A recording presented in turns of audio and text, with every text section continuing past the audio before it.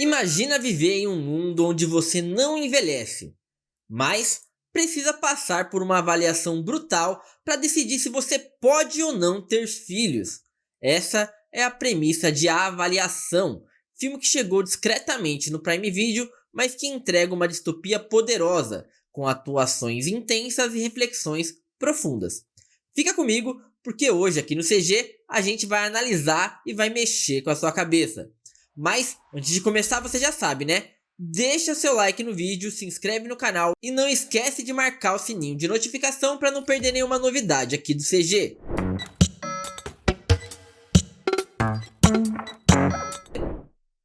Bom, gente, o filme que tem Elizabeth Olsen, Alicia Vikander e Himesh Patel no elenco principal, aliás, é o trio ali quase que total do elenco, né? Tipo, tem algumas outras pessoas que participam do filme, mas esse trio aqui é praticamente o que vai conduzir os monólogos do filme, basicamente. Ele, como eu disse, chega sem nem muito alarde, assim, eu nunca tinha ouvido falar muito dele antes dele chegar na Prime Video. Sei que ele passou pelo cinema assim muito rapidamente, quase como camuflado mesmo, e chega na Prime Video assim como uma grande e boa surpresa. Bom, por que a gente tem essa sociedade onde ninguém envelhece primeiro, né? Essa premissa. Na real, é um filme de distopia. Então, a gente tá num mundo onde não existe mais água, mudanças climáticas, sei lá o que aconteceu, apocalipse, acabou o mundo praticamente, mas o ser humano evoluiu ao ponto de conseguir viver para sempre, assim. Ele pode morrer, assassinado e tal, mas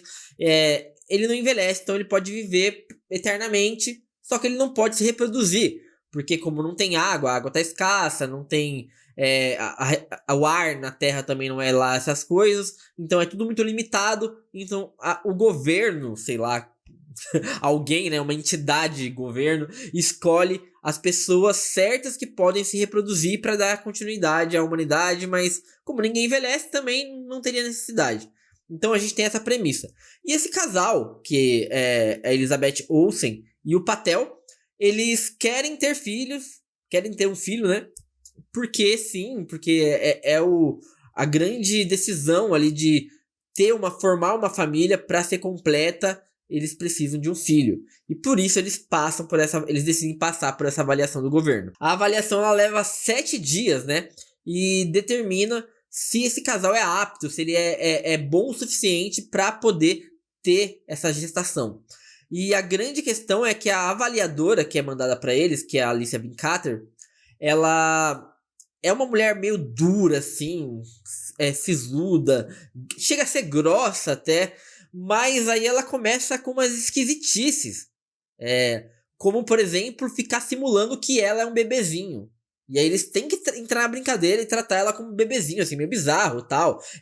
Dar banho nela, uma mulher adulta e tal. Enfim, umas coisas muito incabíveis, assim, que você começa a se questionar até que ponto isso é sério ou é uma piada, sabe? O tema central dessa metáfora, né, do governo mandar uma mulher super estranha para decidir se você pode ou não ter filhos é o controle do governo sobre o corpo e a vida das pessoas, né? Que em muitos lugares já acontece, na real. E aí eu entro nesse primeiro ponto, né? O que mais me chama atenção e choca não é nem a ficção, é como essa distopia conversa com o nosso mundo atual e real. A ideia de um governo decidir quem pode ou não ser pai ou mãe parece absurda no primeiro momento, porque a nossa realidade nos permite enxergar isso.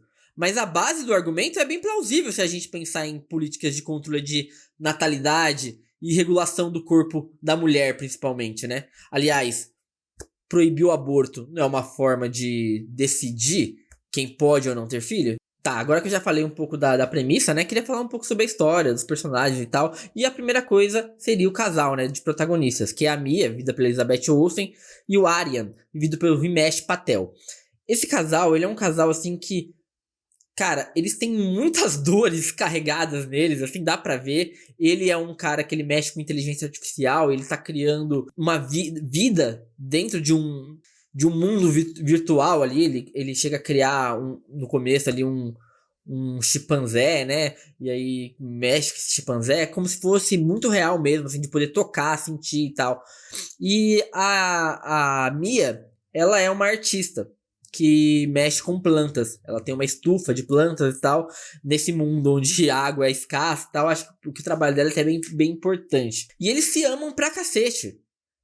É interessante ver como a figura da avaliadora chega pra desestabilizar eles, e mesmo com todas as situações absurdas, eles se gostam e se amam muito, assim, então é muito difícil. Ela não consegue, ela tem muita dificuldade de desestabilizar eles. E a gente vai entender o porquê que ela quer desestabilizar eles, tá? Não é simplesmente por testar eles, já adianto. Já a avaliadora, né, vivida pela Alicia Vikander, ela, como eu disse no começo, ela além de ser essa pessoa muito dura, muito rígida e às vezes meio louca, bizarra, porque ela do nada simula uma criança, aí daqui a pouco ela tá querendo ser sensual. Então assim, pirada, ela tem muitos sentimentos reprimidos. Dá pra perceber que ela tem também, carrega dores dentro dela e que ela fica tentando reprimir e tentando não se afeiçoar a essa família, mesmo que eles tratem ela muito bem. Mesmo que eles entrem na brincadeira e quando ela finge ser criança, eles tratem ela como uma criança e acolham e briguem por ela muitas vezes. E aí a gente entra na discussão que tem central sobre maternidade, paternidade e relacionamento sob pressão, né?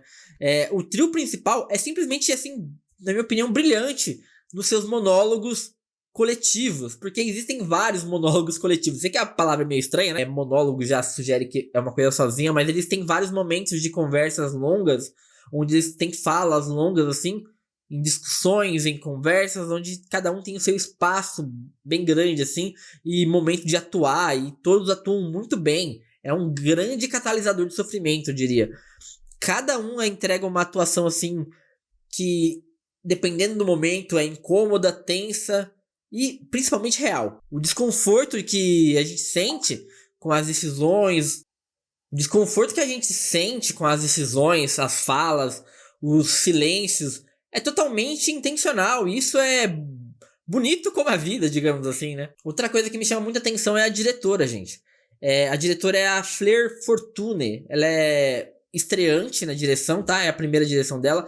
Ela era uma diretora que é bem estética. Ela vindoura aí de videoclipes, ela fazia videoclipes. Ela cria vários climas, assim, bem claustrofóbicos. Apesar da casa que eles moram ser grandes e ter uma altura bem considerável, não dá pra ver o teto. A gente fica sempre enclausurado, porque eles têm sempre essa fotografia, né? Esse ângulo meio quadrado, assim, de conversas, mesmo quando é mais de uma pessoa e tal. E aí eu tenho que dizer, cara, a direção é um show à parte aqui pra mim. Tem um toque autoral, meio videoclipe. Até por isso eu acho que é importante dizer que ela veio do videoclipe. Mas sem exagero, sem aquele exagero de cor, de som alto demais. A sobriedade das cenas deixa tudo ainda mais perturbador. É aquela coisa do pequeno ruído seguido do grande som. A gente pode falar também aqui. Já vou entrar para spoilers agora. Então quem não quiser spoilers vai assistir, depois volta aqui. De todas as investidas que a avaliadora tenta dar no casal pra ferrar com eles, quase todas são inúteis, assim. E a primeira que ela consegue, ela arma uma ida da Mia pra visitar a irmã dela que liga do hospital porque tá internada. Ela vai ter que viajar, vai ter que ficar uns dias fora. E essa avaliadora aparece à noite no quarto do marido dela e obriga ele praticamente a fazer sexo com ela. Isso porque ela diz que faz parte da avaliação, dá a entender, né, que faz parte da avaliação, que se ela quiser pode reprovar ele. Então ele acaba deixando ela fazer o que quiser. E isso fica como um segredo até então. Logo após isso, né, a Mia volta, fala que foi um engano do hospital, que não teve nada. Então a gente descobre que foi sim uma armação. E ela volta a fingir que é criança, né, a avaliadora. E ela bota fogo na estufa da Mia, cara, que é uma coisa assim terrível. E ela fica presa dentro da estufa e ainda é salva pela própria Mia, que deveria deixar ela morrer, na minha opinião, né? Mas ela salva, parece que tem ali uma afeição singela deles por ela, principalmente da Mia, né? O cara tá meio puto já porque foi praticamente estuprado. E aí a gente entra numa montanha russa de coisas que vão acontecer aqui. Primeiro, como eu já tô no spoiler, tá? Não tem problema. Já vou adiantar pra vocês. A gente descobre que ninguém é aprovado nessa avaliação há anos. E o casal é reprovado. Quando eles tentam descobrir o porquê, a Mia não entende, a mulher não quer explicar. E é nesse momento que o marido da Mia, né, ele acaba confessando que dormiu com a avaliadora e fala: você me obrigou a fazer aquilo, você falou que eu seria aprovado. E a avaliadora tira um sarro, né? Eu não te obriguei a nada, eu nunca disse que te aprovaria se você fizesse aquilo, você fez porque quis.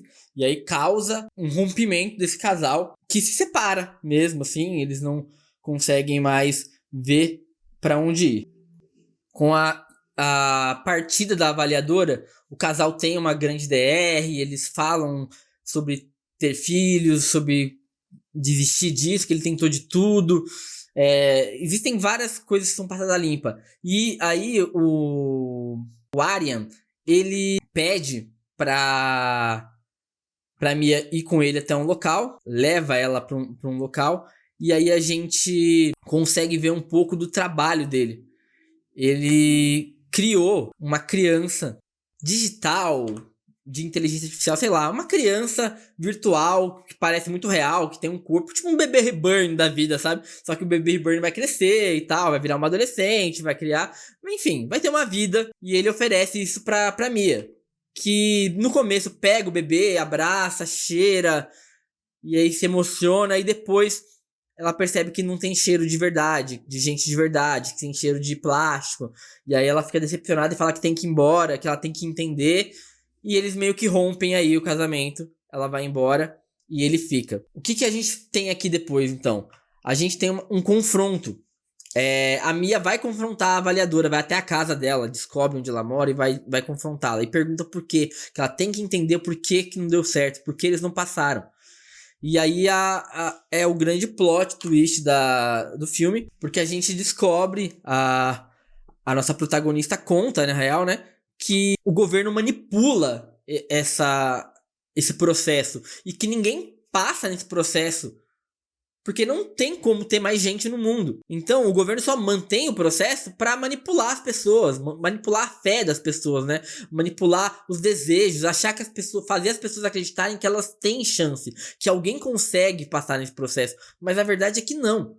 E as avaliadoras são pagas para não deixar essas pessoas passarem. Então, para criar armadilhas, fazer elas não serem perfeitas, caírem no meio do processo, falharem, né? Cometer adultério, ser maus exemplos como pais, para ter argumentos para dizer, você não passou porque você falhou. Então, é tudo muito manipulado. E aqui, na minha opinião, o filme se mostra realmente muito, muito corajoso, sabe? O final joga na nossa cara que a gente vive entre duas escolhas: encarar a verdade cruel ou viver uma mentira reconfortante. E aí eu te dou um argumento aqui que sinaliza essa metáfora muito clara. O final, que é a decisão de cada personagem. Enquanto a Mia vai embora e decide viver no mundo real, né? No mundo fora desse governo, onde ela até pode ter filhos, mas eles vão passar fome, vão morrer com a radiação. Enfim, ela vai passar um bocado de atritos aí para poder ser mãe, e vai morrer. Ela não vai viver eternamente. E ela resolve escolher essa vida, esse exílio pra fora dali. Enquanto isso, o Aryan, ele resolve ficar e dar seguimento ao seu projeto de criação de vida artificial. E ele não cria só a criança lá que ele já estava criando e a gente vê ela mais crescidinha, como ele também reproduz a Mia. Ele cria uma Mia virtual. E ele fica vivendo essa mentira, essa família de mentira. Ele prefere a mentira do que encarar a verdade. Enquanto a Mia foi embora e resolveu encarar a verdade, que não é fácil. O que vocês fariam? Cada um ia ter uma resposta, né? Essa é a verdade. Eu mesmo não sei o que seria pior. Outro ponto bem importante e crucial para a trama é o desfecho da avaliadora. A gente também, eu deixei de falar aqui, mas na conversa que ela tem com a Mia, a gente descobre o porquê ela faz isso, porque ela reprime tantos sentimentos, porque o governo promete pra ela que quando as coisas melhorarem no mundo, né, quando tiver mais ar, mais água, quando eles conseguirem dar um jeito nesse mundo distópico, ela poderá ter um filho.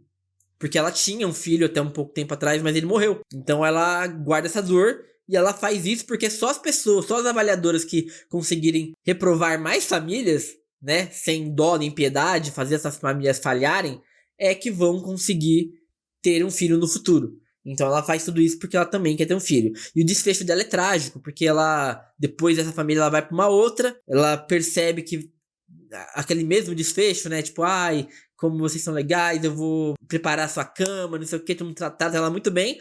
E aí ela se mata, ela se joga da janela e se mata, porque ela não aguenta mais isso. Ela não aguenta mais ter que destruir famílias pra talvez um dia um governo dar a família dela de volta. Bom, gente, é isso. A avaliação é um prato cheio pra quem curte ficção científica, pra quem curte uma discussão filosófica, né, dentro dessa ficção. Ele não é um filme fácil de assimilar, mas também não tenta te convencer de nada muito grandioso ou muito fora do que tá acontecendo. Todas as metáforas dialogam com o que tá acontecendo agora, com hoje. O direito à reprodução da mulher é uma discussão que tá viva ainda.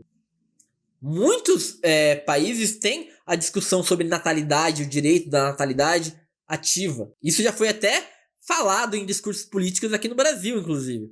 Onde pessoas políticas aí, não vou citar nomes aqui, disseram que pobre não podia ter filho. Tinha que ter um limite para se reproduzir. Isso aqui, no que a gente vê no filme, é esse discurso levado ao extremo de uma distopia. Esse filme, ele te propõe essa discussão, ele te entrega e ele te perturba. E claro, vai te deixar pensativo por um tempinho também sobre como você encara cada coisa. A minha nota é 4 cafezinhos de 5. É uma nota boa, é uma nota merecida, assim. Acho que tem alguns problemas no filme, mas que não passam pela direção.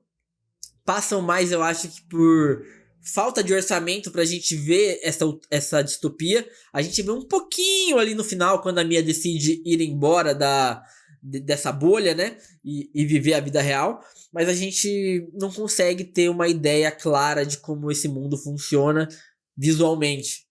Muito pouco, assim, muito pouquinho mesmo. Então eu acho que faltou um pouquinho mais disso. Mas a conversa é muito boa, o diálogo são muito bons. Eu acho que cada vez mais a gente tem que ficar de olho nessa diretora, a Claire Fortune. Eu não sei pronunciar, sou péssimo com isso, mas ela acredito que vai dar o que falar em breve. A gente vai ver mais coisas dela. E é isso, gente. Me diga você, o que você faria se estivesse nessa sociedade distópica? Fugiria como a Mia ou se esconderia numa realidade inventada como o Aryan? Me conta aqui nos comentários se curtiu essa análise e deixa o like no vídeo, se inscreve no canal e ativa o sininho. Até a próxima aqui no CG.